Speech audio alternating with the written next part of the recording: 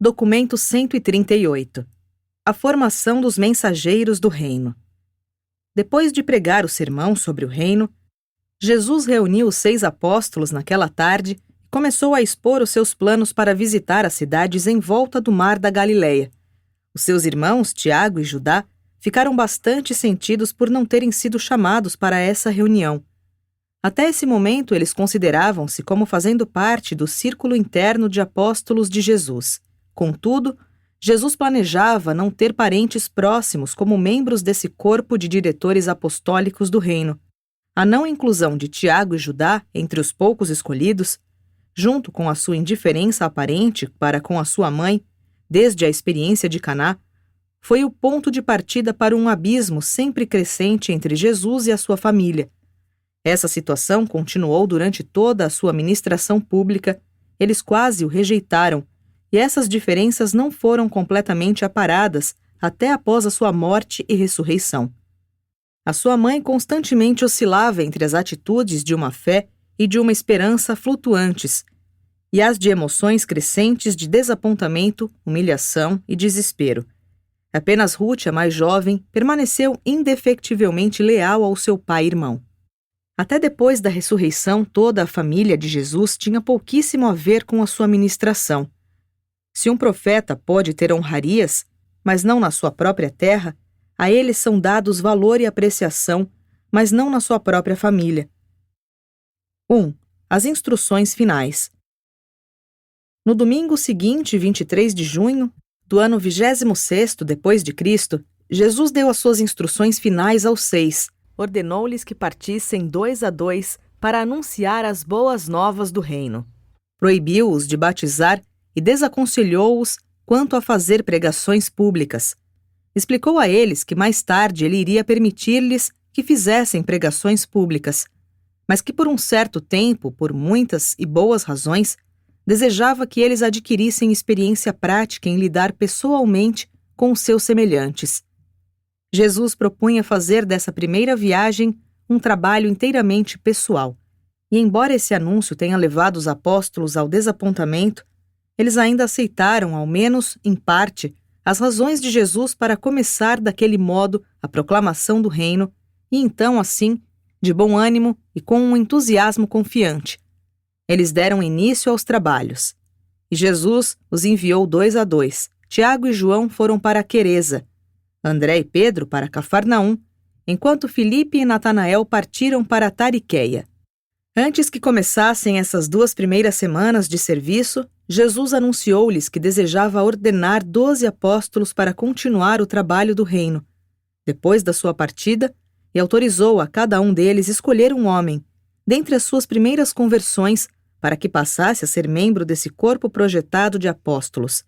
João perguntou: "Mas, mestre, esses 6 homens virão para o nosso meio e compartilharão todas as coisas igualmente conosco, que estamos contigo desde o Jordão, ouvindo todos os teus ensinamentos em preparação para este, que é o nosso primeiro trabalho para o reino?" E Jesus respondeu: "Sim, João, os homens que ireis escolher tornar-se-ão um conosco, e vós ensinareis a eles tudo aquilo que seja pertinente ao reino, do mesmo modo que eu vos ensinei." Depois de ter dito isso, Jesus deixou-os. Os 6 não se separaram para ir e fazer os seus trabalhos até que houvessem trocado muitas palavras e discutido as instruções de Jesus, com o intuito de que cada um deles escolhesse um novo apóstolo. O conselho de André prevaleceu, afinal a eles partiram para os seus trabalhos. Em essência, eis o que André disse: "O mestre está certo. Somos em número muito pequeno para assumirmos esse trabalho. Há necessidade de mais instrutores e o mestre manifestou grande confiança em nós, por nos ter confiado a escolha desses 6 novos apóstolos." Naquela manhã, quando se separaram a fim de seguir para o trabalho, havia um pouco de depressão escondida em cada coração. Eles sabiam que iriam sentir falta de Jesus e, além do medo e da timidez, não era daquele modo que tinham imaginado a inauguração do reino do céu. Havia sido arranjado para que os 6 trabalhassem por 2 semanas, depois das quais retornariam à casa de Zebedeu para uma reunião. Nesse interim, Jesus foi até Nazaré para estar com José e Simão e os outros membros da sua família, que viviam naquela vizinhança. Jesus fez tudo o que lhe foi humanamente possível em consonância com a sua consagração à vontade do seu Pai, para manter a confiança e o afeto da sua família, e cumpriu bem o seu dever nessa questão, e fez mesmo até mais. Enquanto os apóstolos estavam fora para essa missão, Jesus pensou muito sobre João, agora na prisão. Era uma grande tentação usar o seu poder potencial para libertá-lo, mas uma vez mais ele resignou-se a aguardar a vontade do Pai. 2. Escolhendo os 6. Essa primeira viagem missionária dos 6 foi sobretudo cheia de êxito. Todos eles descobriram o grande valor do contato direto e pessoal com os homens, e voltaram para Jesus com um conhecimento mais pleno de que, afinal, a religião é pura e inteiramente uma questão de experiência pessoal. Eles começaram a sentir quão sedenta estava a gente comum de ouvir palavras de conforto religioso e de encorajamento espiritual. Quando se reuniram com Jesus, eles queriam falar todos ao mesmo tempo, mas André tomou a frente e os chamou um a um. E eles fizeram seus relatos formais ao mestre e apresentaram as suas indicações dos 6 novos apóstolos. Jesus, depois que cada homem havia apresentado a sua escolha dos novos apóstolos, pediu a todos os outros que votassem na indicação. Assim, todos os 6 novos apóstolos foram formalmente aceitos por todos os 6 mais antigos. E então Jesus anunciou que eles todos deveriam estar com os candidatos e convidá-los para o serviço. Os apóstolos recém-selecionados eram 1. Mateus Levi, coletor alfandegário de Cafarnaum, que tinha o seu escritório no lado leste da cidade, perto das fronteiras de Batânia. Foi escolhido por André. 2. Tomé Dídimo, um pescador de Tariqueia e ex-carpinteiro e pedreiro de Gadara. Foi selecionado por Filipe. 3. Tiago Alfeus, pescador e agricultor de Quereza. Foi escolhido por Tiago Zebedeu. 4. Judas Alfeus, irmão gêmeo de Tiago Alfeus, também pescador. Foi escolhido por João Zebedeu. 5. Simão, o Zelote. Era um alto funcionário da patriótica Organização dos Zelotes, posição que ele abandonou para juntar-se aos apóstolos de Jesus. Antes de ligar-se aos Zelotes, Simão havia sido um mercador. Foi escolhido por Pedro. 6. Judas Iscariotes. Era o filho único de pais judeus ricos que viviam em Jericó. Tornou-se um seguidor de João Batista e os seus pais, saduceus, o haviam deserdado. Estava procurando emprego naquelas regiões quando encontraram os apóstolos de Jesus. Sobretudo por causa da sua experiência com as finanças, Natanael convidou-o para juntar-se às suas fileiras. Judas Iscariotes era o único judeu entre os 12 apóstolos. Jesus passou um dia inteiro com os 6, respondendo às suas perguntas e escutando os detalhes do que haviam para contar, pois muitas experiências interessantes e úteis eles tinham para relatar. Agora viam a sabedoria do plano do Mestre de enviá-los para trabalhar de um modo calmo e pessoal antes de mandá-los para esforços públicos mais ambiciosos. 3. O chamado de Mateus e Simão. No dia seguinte, Jesus e os 6 foram chamar Mateus, o coletor aduaneiro. Mateus estava esperando por eles, tendo já feito o balancete nos seus livros, estava pronto para entregar os assuntos do seu escritório ao irmão. Quando aproximaram da casa aduaneira, André adiantou-se com Jesus que, olhando no rosto de Mateus, disse: "Segue-me." Então ele levantou-se e foi para sua casa com Jesus e os apóstolos. Mateus contou a Jesus sobre o banquete que havia arranjado para aquela noite e que desejava, pelo menos, dar aquele jantar à sua família e amigos, caso Jesus aprovasse e consentisse em ser o hóspede de honra. E Jesus consentiu movimentando a cabeça. Pedro, então, com Mateus, se separou deles e explicou que tinha convidado um tal Simão para juntar-se aos apóstolos e assegurou o consentimento de que Simão fosse também incluído nesta festa. Depois de um almoço ao meio-dia na casa de Mateus, foram todos com Pedro chamar Simão Zelote, a quem encontraram no seu antigo local de trabalho, agora conduzido pelo seu sobrinho. Quando Pedro levou Jesus até Simão, o mestre saudou o ardente patriota e apenas disse: "Segue-me." e todos voltaram à casa de Mateus, onde conversaram muito sobre política e religião até a hora do jantar. A família Levi dedicava-se há muito aos negócios e à coleta de taxas, e por isso muitos dos convidados de Mateus para esse banquete poderiam ser chamados de publicanos e pecadores pelos fariseus. Naqueles dias, quando uma recepção com um banquete era dada a um indivíduo proeminente, o costume era que todas as pessoas envolvidas ficassem no salão e observassem os convivas durante a refeição e escutassem as conversas e os discursos dos homens aos quais se prestava a honra. Desse modo, a maior parte dos fariseus de Cafarnaum estava presente a essa ocasião para observar a conduta de Jesus nesta inusitada reunião social. À medida que o jantar progredia, a alegria dos convivas ia transbordando, e todos estavam gostando tão esplendidamente de tudo, que os fariseus, observando tudo aquilo, começaram nos seus corações a criticar Jesus pela sua participação em um acontecimento tão frívolo e comezinho.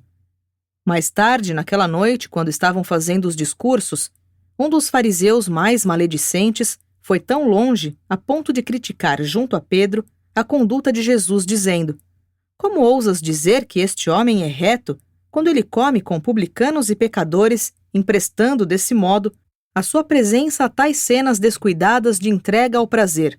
Pedro sussurrou esse comentário crítico para Jesus antes que ele desse a bênção aos que estavam reunidos. Quando Jesus começou a falar, disse: "Ao vir aqui nesta noite para dar boas-vindas a Mateus e Simão, à nossa fraternidade, fico contente de testemunhar a vossa alegria em um ânimo social tão bom, porém, devieis rejubilar-vos ainda mais porque muitos de vós entrareis no reino vindouro do Espírito, no qual ireis desfrutar mais abundantemente das boas coisas do reino do céu. E para vós, que estáis criticando a mim, dentro dos vossos corações, por eu ter vindo aqui compartilhar da alegria destes amigos, devo dizer-lhes que eu vim para proclamar a alegria àqueles que são socialmente oprimidos e a liberdade espiritual aos que estão moralmente prisioneiros. É necessário que eu vos lembre de que mais do que o são os doentes é que precisam de um médico.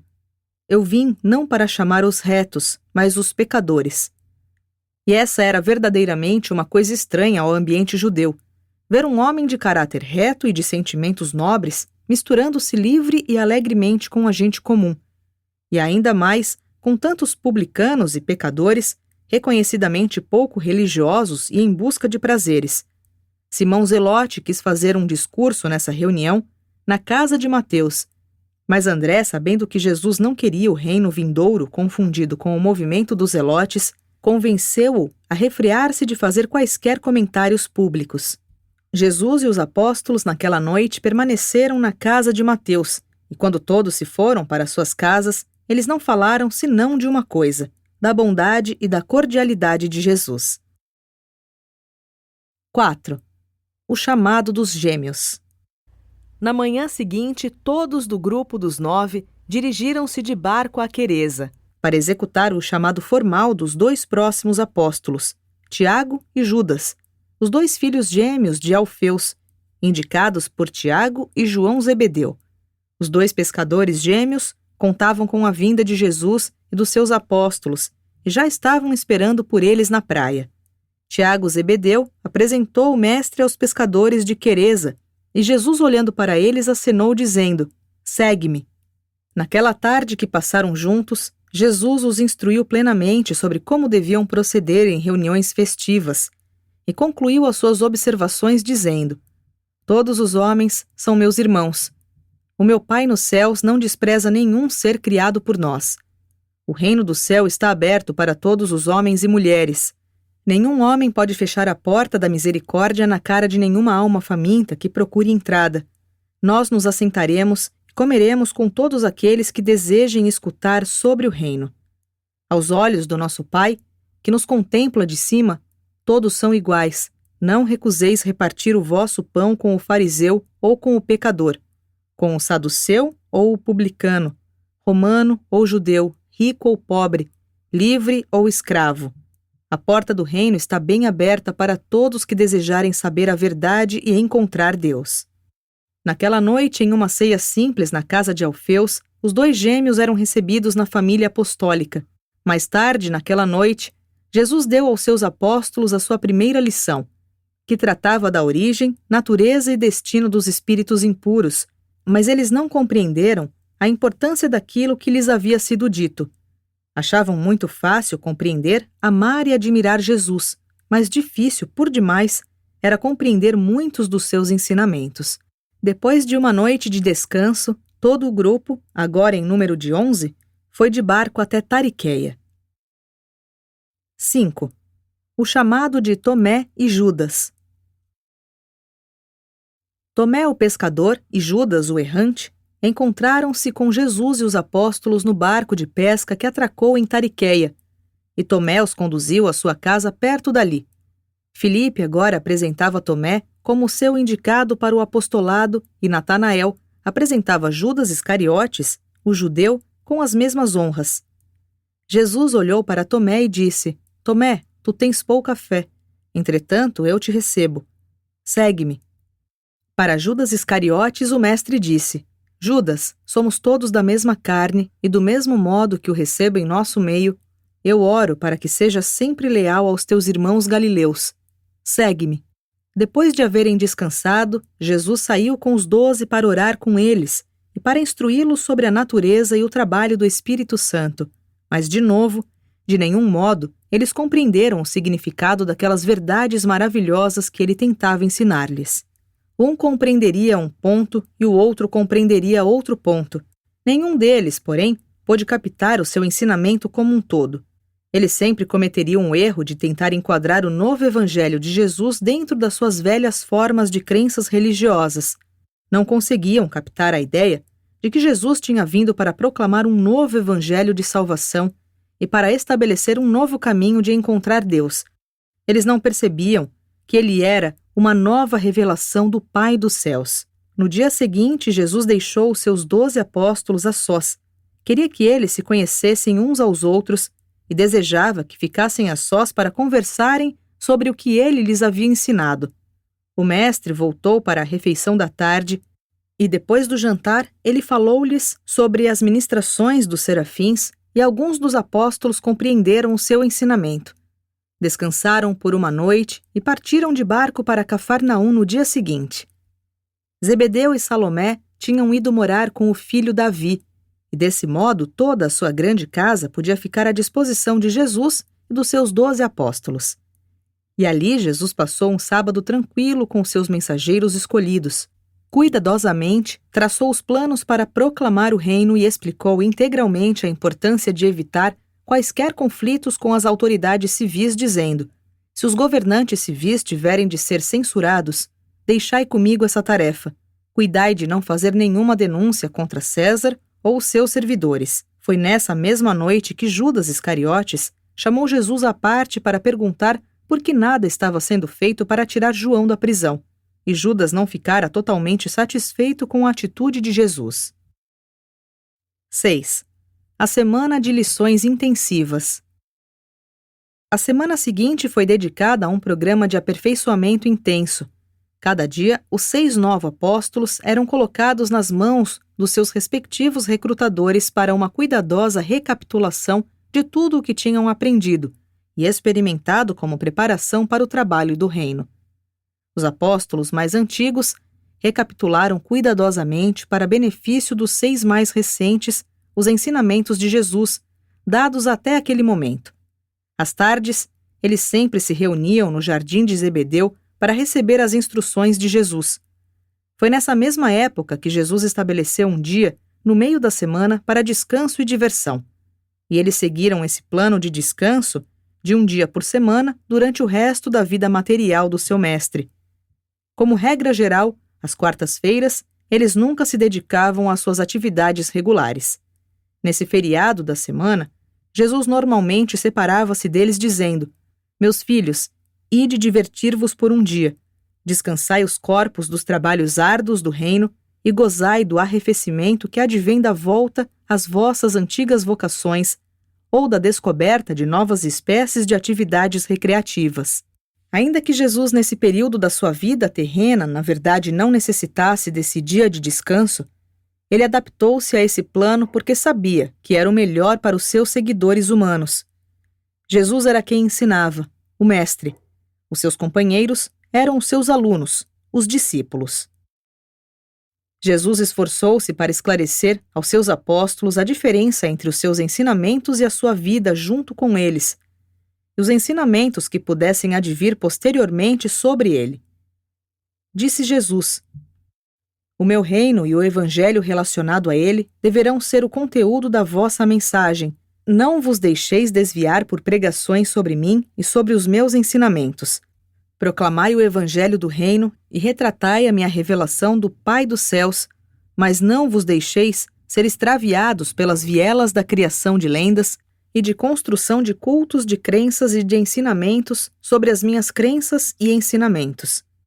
No entanto, novamente, eles não compreenderam por que ele dissera isso e nenhum deles ousou perguntar por que ele lhes ensinava sobre isso.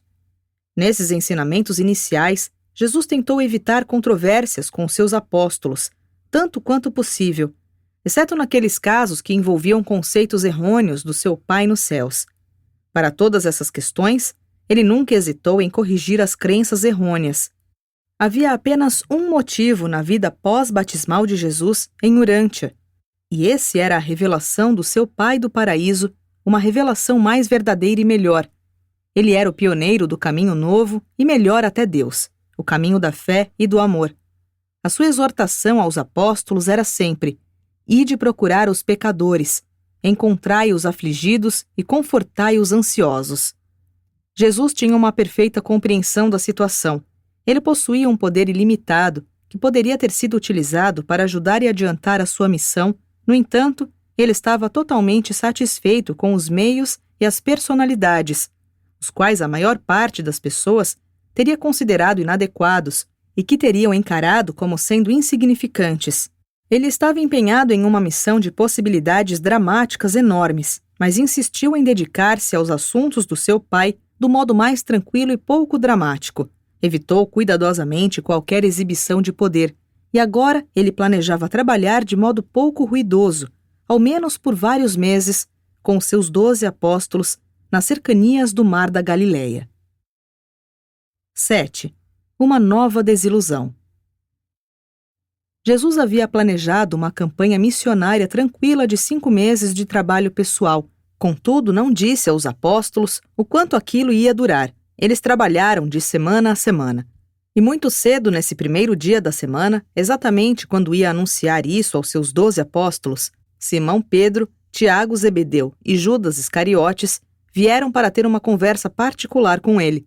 Levando Jesus para um lado, Pedro ousou dizer-lhe: "Mestre, viemos a pedido dos nossos companheiros no intuito de perguntar se o momento agora não está maduro para entrar no reino. E se tu irás proclamar o reino em Cafarnaum, ou se vamos prosseguir até Jerusalém? E quando saberemos, cada um de nós, as posições que iremos ocupar junto contigo no estabelecimento do reino?" E Pedro teria continuado a fazer mais perguntas, mas Jesus levantou a mão em um gesto de admoestação e o refreou. E fazendo um aceno aos outros apóstolos que se acercavam deles, Jesus disse: "Meus filhinhos, até quando deverei ser indulgente convosco? Já não esclareci que o meu reino não é deste mundo? Quantas vezes já lhes disse que não vim para assentar-me no trono de Davi? E então, por que é que me estáis inquirindo sobre qual o lugar de cada um de vós no reino do Pai? Não podeis perceber que eu vos chamei como embaixadores de um reino espiritual? Não compreendeis que logo, muito em breve mesmo, vós ireis representar-me no mundo e na proclamação do reino, do mesmo modo como eu represento meu Pai que está nos céus?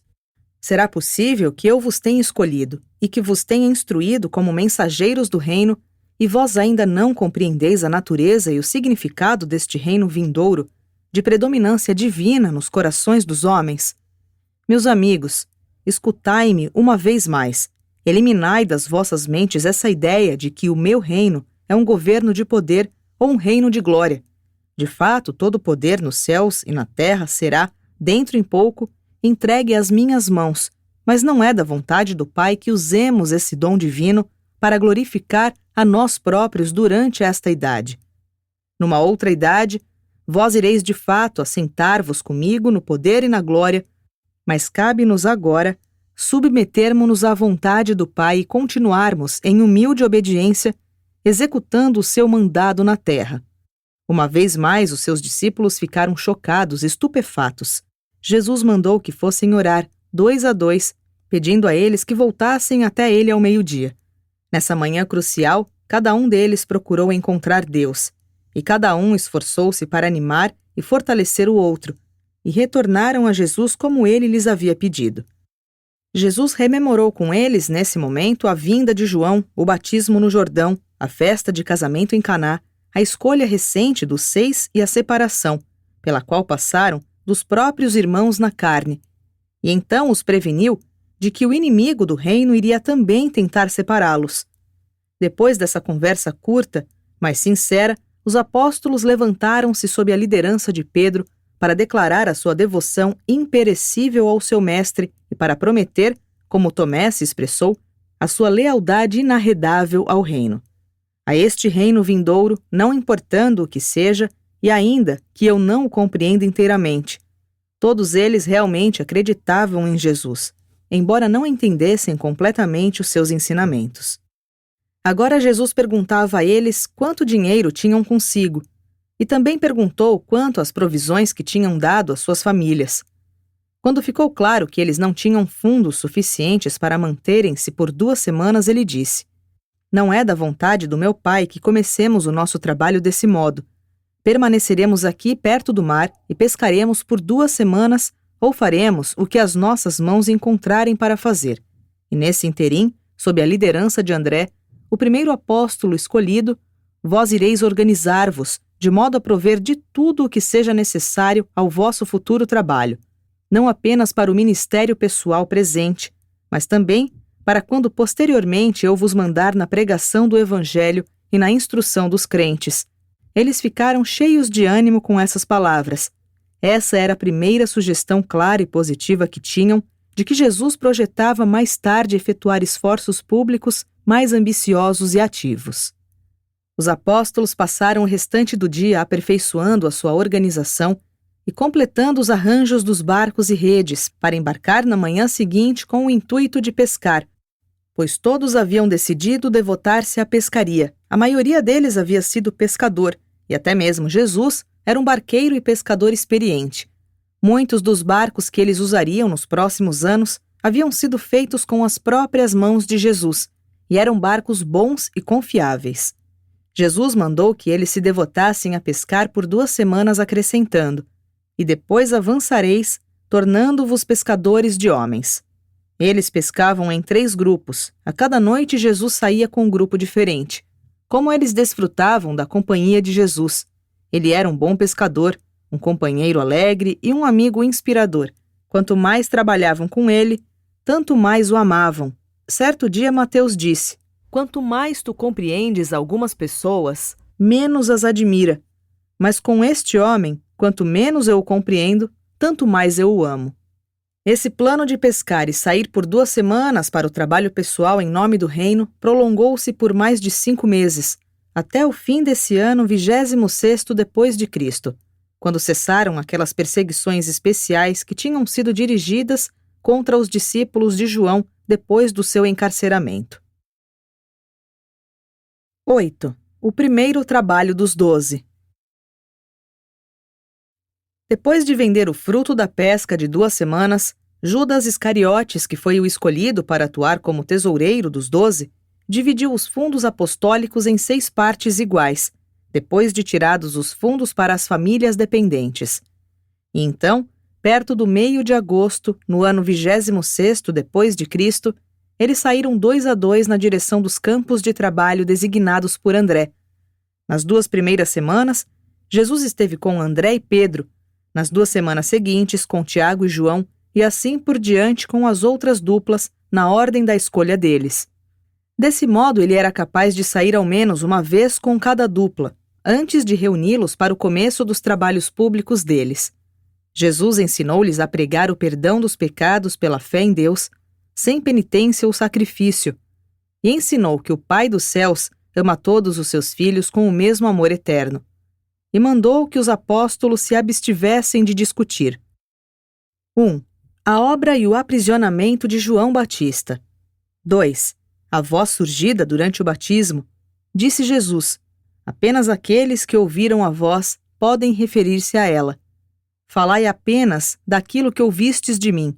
Não façais discurso sobre rumores. 3. A conversão da água em vinho em Caná. Jesus os admoestou seriamente, dizendo: não reveleis a nenhum homem a respeito da água e do vinho. E passaram momentos maravilhosos durante esses 5 ou 6 meses, nos quais trabalharam como pescadores alternadamente a cada 2 semanas, fazendo assim economias para sustentarem-se no campo durante as 2 semanas seguintes de trabalho missionário para o reino. A gente comum maravilhava-se com os ensinamentos e as ministrações de Jesus e dos seus apóstolos. Os rabinos há muito haviam ensinado aos judeus que o ignorante não poderia ser pio nem virtuoso. Contudo, os apóstolos de Jesus eram tanto devotos quanto retos, e eram ainda alegremente ignorantes de muitos dos ensinamentos dos rabinos e da sabedoria do mundo. Jesus deixou evidente para os seus apóstolos a diferença entre o arrependimento por meio das chamadas obras boas, como ensinado pelos judeus, e a mudança que a fé causava na mente, o novo nascimento, que ele exigia como preço para a admissão no reino. Ele ensinou aos seus apóstolos que a fé é a única coisa necessária para se entrar no reino do Pai. João havia ensinado a eles o arrependimento, para escapar da ira que virá. Jesus ensinava a fé como sendo a porta aberta para a entrada no amor presente, perfeito e eterno de Deus. Jesus não falava como um profeta, como um que vem para declarar a palavra de Deus. Ele parecia falar de si próprio, como alguém que tem autoridade. Jesus buscava que eles desviassem os seus pensamentos da necessidade de milagres, fazendo com que a mente deles se voltasse para a busca de uma experiência real e pessoal de satisfação e segurança, vinda do Espírito de Deus que reside neles, no seu amor e na sua graça salvadora. Os discípulos cedo aprenderam que o Mestre era possuído de um profundo respeito e de uma consideração compassiva para com todo ser humano que ele conhecia, e eles ficavam imensamente comovidos por essa consideração única e invariável que Jesus tinha de modo tão consistente para com todas as espécies de homens, mulheres e crianças. Ele parava no meio de um discurso profundo para ir até a estrada e dar alento a uma mulher que passava carregando a sua pesada carga de corpo e de alma. Ele interrompia uma conferência séria com os seus apóstolos para se confraternizar com uma criança intrometida. Nada nunca parecia tão importante para Jesus quanto o indivíduo humano, que chegava à sua presença imediata. Ele era o mestre e o instrutor, mas era mais. Ele era também um amigo e um semelhante próximo, um camarada compreensivo.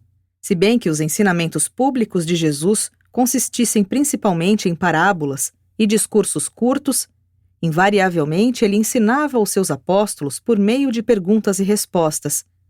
Ele se interromperia sempre para responder a perguntas sinceras, durante os seus discursos públicos mais recentes. Os apóstolos chocaram-se no início, mas claramente se acostumaram ao tratamento que Jesus dava às mulheres, sempre deixando bastante claro para todos que as mulheres deviam merecer direitos iguais aos dos homens no reino. 9. 5 meses de provas. Esse período um tanto monótono de pescarias alternadas com o trabalho pessoal provou ser uma experiência estafante para os 12 apóstolos, mas eles resistiram ao teste. Apesar de todos os seus queixumes, dúvidas e insatisfações passageiras, eles permaneceram fiéis aos seus votos de devoção e lealdade ao Mestre. Foi a união pessoal com Jesus, durante esses meses de testes, que fez com que eles o amassem tanto e que eles todos, salvo Judas Iscariotes, permanecessem leais e fiéis a ele, mesmo nas horas tenebrosas do seu julgamento e crucificação. Homens verdadeiros não podiam simplesmente abandonar de fato um mestre venerado que havia vivido tão perto deles e que tinha sido tão devotado a eles quanto Jesus. Durante as horas negras da morte do mestre, nos corações desses apóstolos, toda a razão e o juízo e toda a lógica foram postos de lado, em deferência apenas a uma emoção humana extraordinária, o sentimento supremo de amizade e lealdade. Esses 5 meses de trabalho com Jesus levaram esses apóstolos, cada um deles, a considerá-lo como o melhor amigo que tiveram em todo o mundo. E esse sentimento humano, não os seus magníficos ensinamentos, nem os seus feitos maravilhosos, os manteve juntos até depois da ressurreição e da renovação da proclamação do Evangelho do Reino. Esses meses de trabalho tranquilo não apenas representaram um grande teste para os apóstolos, um teste ao qual eles sobreviveram, mas o período sem atividade pública foi uma grande provação para a família de Jesus. Na época em que Jesus estava preparando-se para deslanchar o seu trabalho público, a sua família inteira, exceto Ruth, havia praticamente se desertado dele. Apenas em algumas ocasiões posteriores, intentaram fazer contato com Jesus e ainda assim o fizeram para persuadi-lo a voltar para casa com eles, pois chegaram quase a acreditar que ele estava fora de si. Simplesmente não conseguiam penetrar a sua filosofia nem entender os seus ensinamentos. Tudo aquilo era demais para os da sua própria carne e sangue. Os apóstolos prosseguiram no seu trabalho pessoal em Cafarnaum, Betsaida Júlias, Corazim, Gerasa, Ipos, Magdala, Caná, Belém da Galileia, Jotapata, Ramá, Safé, Giscala, Gadara e Abila. Além dessas cidades, eles trabalharam em muitas aldeias, bem como pelo interior no campo. Ao fim desse período, os 12 haviam elaborado planos bastante satisfatórios para cuidar das suas respectivas famílias. A maioria dos apóstolos era de casados, alguns possuíam vários filhos, mas eles tinham feito arranjos tais para o sustento daqueles que estavam nos seus lares, que com um pouco de assistência dos fundos apostólicos, eles podiam devotar todas as suas energias ao trabalho do Mestre, sem ter de preocupar-se com o bem-estar financeiro das suas famílias. 10. A organização dos 12. Inicialmente, os apóstolos organizaram-se da seguinte maneira. 1. André, o primeiro apóstolo a ser escolhido, havia sido designado como o dirigente e líder geral dos 12. 2. Pedro, Tiago e João foram apontados como os acompanhantes pessoais de Jesus. Eles deviam assisti-lo dia e noite, ministrando quanto às suas necessidades gerais e físicas, tanto quanto o acompanhamento naquelas vigílias noturnas de oração e comunhão misteriosa com o Pai nos céus. 3. Filipe foi nomeado o intendente do grupo. Era do seu dever prover comida e cuidar para que os visitantes, e às vezes até mesmo uma multidão de ouvintes, tivessem sempre algo para comer. 4. Natanael cuidava das necessidades das famílias dos 12. Recebia informações regulares quanto às necessidades da família de cada apóstolo e, fazendo requisições a Judas, o tesoureiro, enviaria fundos toda semana para aqueles que necessitavam. 5. Mateus era o gestor dos recursos do corpo apostólico. O seu dever era cuidar para que o orçamento permanecesse equilibrado e a tesouraria abastecida. Se não entrassem os fundos para a sustentação de todos eles, se não fossem recebidas doações suficientes para manter o grupo, Mateus tinha o poder de ordenar aos 12 que retornassem para prover as necessidades durante um certo tempo. Isso, entretanto, nunca se fez necessário depois que começaram o seu trabalho público. Sempre havia fundos suficientes nas mãos do tesoureiro para financiar as suas atividades. 6. Tomé era administrador do itinerário. A sua incumbência era a de arranjar alojamento e selecionar, de um modo geral, os locais das pregações e ensinamentos, assegurando com isso um programa de viagem tranquilo e sem perdas de tempo. 7. Tiago e Judas, os filhos gêmeos de Alfeus, estavam designados para administrar as multidões. A tarefa deles era designar um número suficiente de monitores assistentes, de modo que fosse possível manter a ordem mesmo entre as multidões durante a pregação. 8. A Simão Zelote era dado o encargo da recreação e das diversões. Ele preparava o programa das quartas-feiras e também procurava prover umas poucas horas de descanso e de diversão a cada dia. 9. Judas Iscariotes foi apontado tesoureiro. Ele carregava a bolsa, pagava as despesas e mantinha os livros. Fazia estimativas de orçamentos para Mateus, semanalmente, e também elaborava os relatórios semanais para André. Judas pagava as despesas de acordo com a autorização de André. Desse modo, os 12 funcionaram desde o início da sua organização até a época em que a reorganização se fez necessária com a deserção de Judas, o traidor. O mestre e os seus discípulos apóstolos seguiram nesse modo simples até domingo, 12 de janeiro, do ano 27º depois de Cristo, quando Jesus os reuniu e formalmente os ordenou como embaixadores do reino e pregadores das suas boas novas.